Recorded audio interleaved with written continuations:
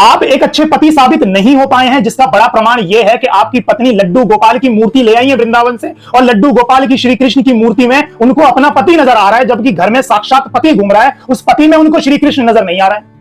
आप एक अच्छे पुत्र भी साबित नहीं हो पाए हैं, आपने अपनी मां को समझा ही नहीं है। इसीलिए इसका बड़ा प्रमाण यह है कि लड्डू गोपाल की छोटी सी श्री कृष्ण की मूर्ति में आपकी मां को पुत्र नजर आ रहे हैं, जबकि घर में साक्षात पुत्र है, उस पुत्र में श्री कृष्ण नजर नहीं आ रहे हैं। दो चीजें हो सकती हैं, या तो महिलाएं मूर्ख बना रही हैं लड्डू गोपाल की सेवा के नाम पर, उस मूर्ति में इतनी दूरदर्शी हो गई हैं, उस मूर्ति में उनको पति नजर आ रहा है तो पति में श्री कृष्ण नजर क्यों नहीं आ रहे हैं,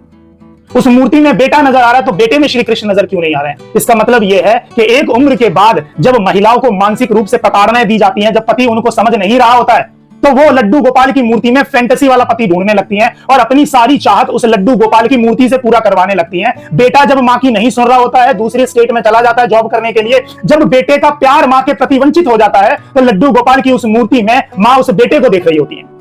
आपने अगर अपनी मां को प्रेम दिया होता तो उस लड्डू गोपाल की मूर्ति में बेटा नहीं ढूंढ रही होती, क्योंकि साक्षात बेटा घर पे है तो सही, उस बेटे में ही श्री कृष्ण नजर आने लगता। आप अगर एक अच्छे पति साबित हो जाते तो उस मूर्ति में पति ढूंढने की जरूरत नहीं होती, क्योंकि आप तो घर पे हैं, आप में ही श्री कृष्ण नजर आने लगता। तो महिलाएं लड्डू गोपाल की सेवाएं करी इसीलिए रही हैं क्योंकि उनको प्रेम से वंचित रखा गया है। अब उस मूर्ति में उस प्रेम को ढूंढा जा रहा है। आप समझिए।